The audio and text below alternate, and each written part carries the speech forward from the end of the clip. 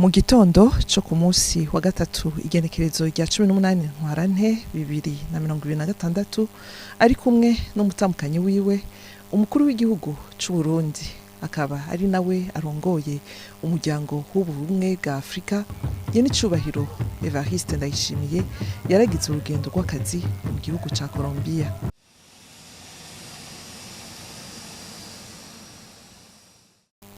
Agishika ku kibuga c'indege mpuzamakungu Eldorado kiri Bogota, umugwa mukuru w'igihugu ca Colombia, yakiranwe igishika n'icegera c'umukuru w'igihugu wa Colombia, umupfasoni Elena Mina Marquez.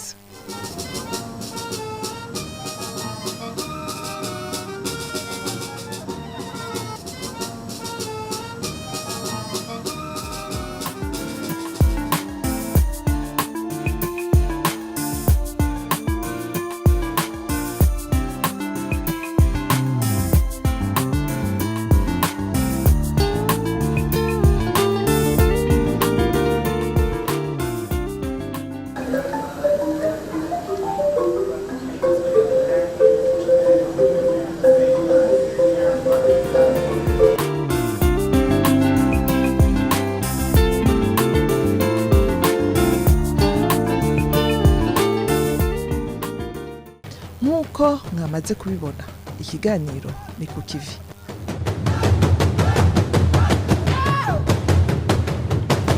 Uno musi tuza kugaruka ku vyaranze urugendo umukuru w'igihugu c'u Burundi yagize mu gihugu ca Colombia.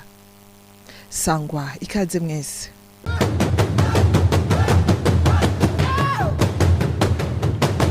Ni ku ncuro ya mbere ibihugu bihurikiye mw'ishirahamwe CELAC bigizwe n'ibihugu biri muri Amerika y'Epfo na Caraïbe vyari bitunganije ikoraniro ridasanzwe rihuza ivyo bihugu na Afrika.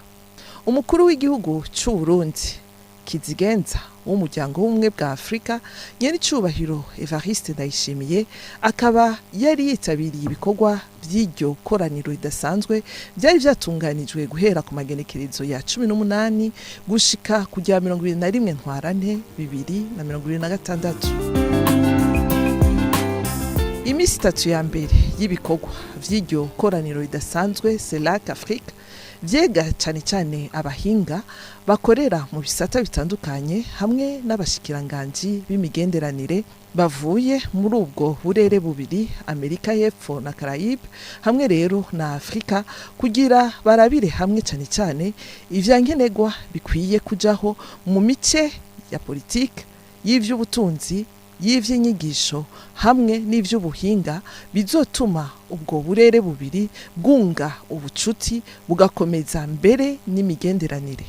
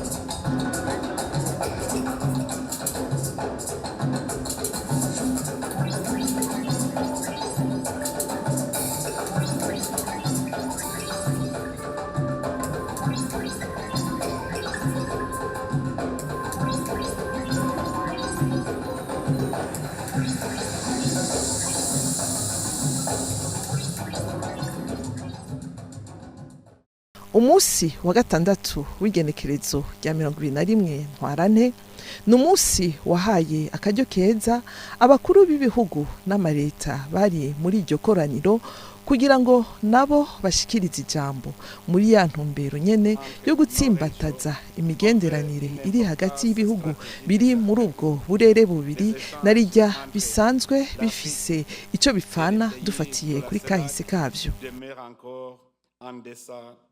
Reka tugaruke muri kino kiganiro kwijambo umukuru w'igihugu c'u Burundi nyene icubahiro Evariste Ndayishimiye ari nawe kizigenza w'umuryango w'ubumwe bwa Afrika yashikirije. Au nom des pays africains, je voudrais aussi exprimer ma profonde gratitude au gouvernement et au peuple de la Colombie pour l'accueil chaleureux qui nous a été réservé à Bogota et pour l'excellente organisation de cet événement. Nos deux régions sont liées par une histoire profonde et par ati nitwo kwirengagiza kwibutsa ivyakorewe abenegihugu bo muri ubu burere bubiri kuko buhuriye kuri kahise kamwe mbere kateye ibikomere mu mitima y'abanyafrika.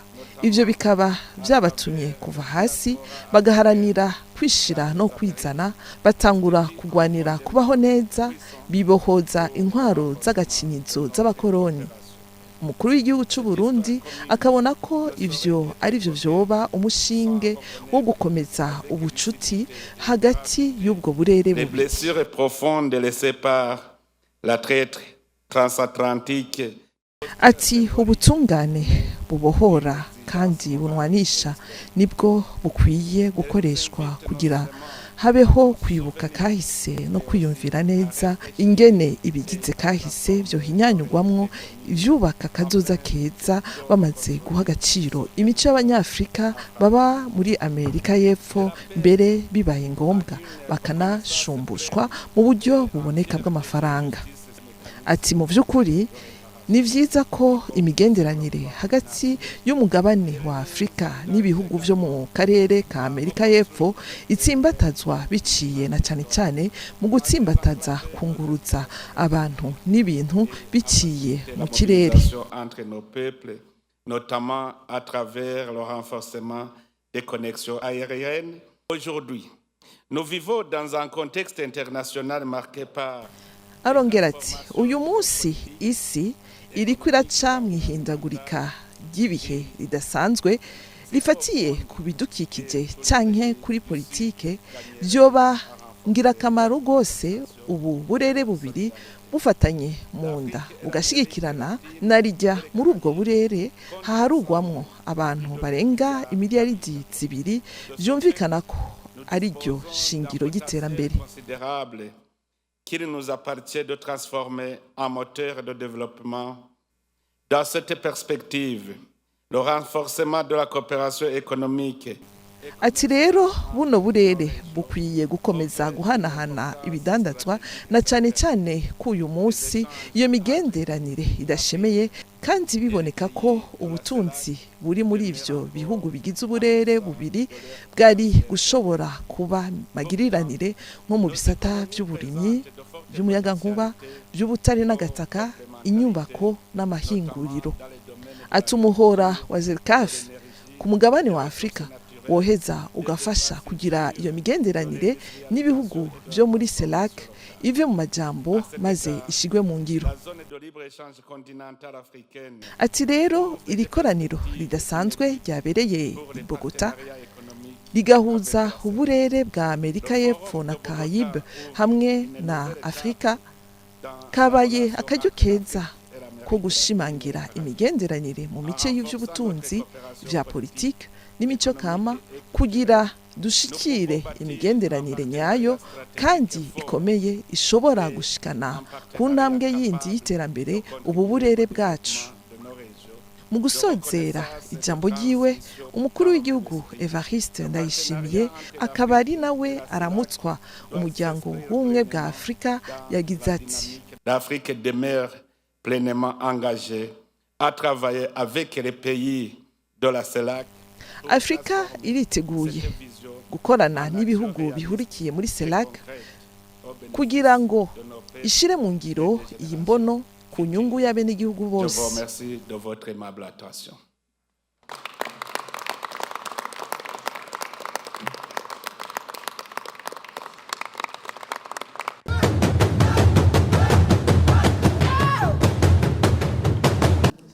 Haruhande y'ivyo bikorwa vya CELAC Afrique, umukuru w'igihugu nyenicubahiro Evariste Ndayishimiye yarabonanye n'abakuru b'ibihugu batandukanye.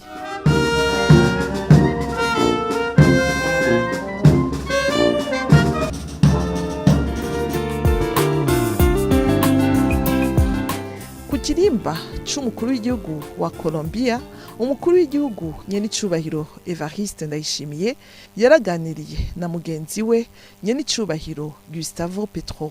Nohera kuri nyenurugo wari yakiriye iyo nama, nyenicubahiro Gustavo Petro yakiriye nyenicubahiro umukuru w'igihugu mu ngoro iwe.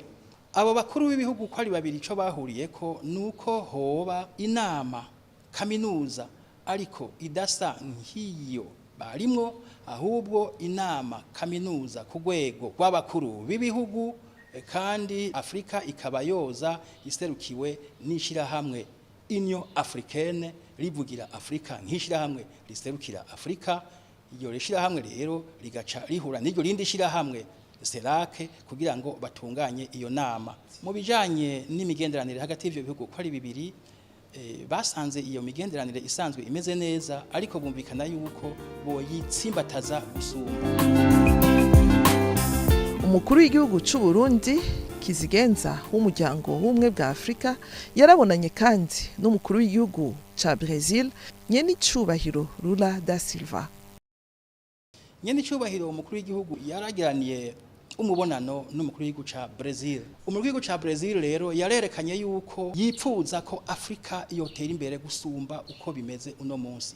Mbere yaciye asaba yuko hoba igihangange c'umugambi, woba umugambi ibihugu vyose vyo muri Afrika bihuriyeko, ushimikiye kuri bimwe bita ibibanzira za iterambere byo no kwita infrastructure, hamwe rero n'indi migambi cyane cyane ishimikiye ku mahinguriro rutura. Nyenicubahiro umukuru w'igihugu cyacu ciza c'u Burundi wewe yarashikirije akababaro ati abanyafrika hamwe rero n'aba bene gihugu batuye mu bihugu bigize iryo shirahamwe CELAC ati bari bakwiye kwikebuka bakakigaya ku myaka myinshi bamaze bahanze amaso ikirere ko co batiburira ko imfashanyo, ati iyo banyene baja hamwe bakiyungunganya bati dufashanye ko tungana, wari gusanga kumbure ubu baba bateye imbere kunganya n'ivyo bihugu vyabacuze bufuni na buhoro, ariko mbere ugasanga no kubirusha baranabirusha.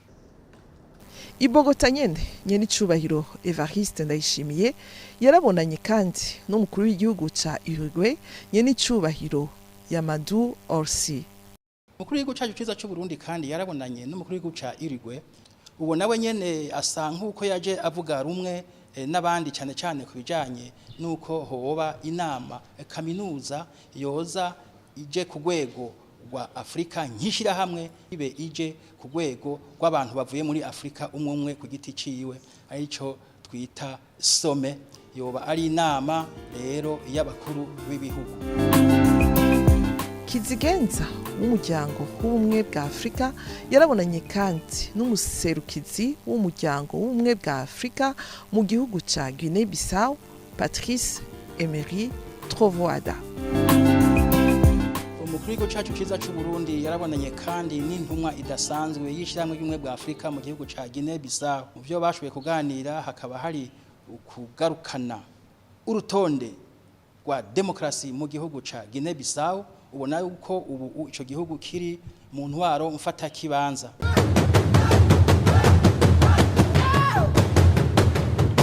Mu majambo make rero twavuga yuko urwo rugendo ku Burundi rwabaye nk'akaryo nabwo ko kugira ngo butange imfashanyo mu kubaka ikiraro cahuza Afrika hamwe rero n'ibihugu bigize ishyirahamwe CELAC.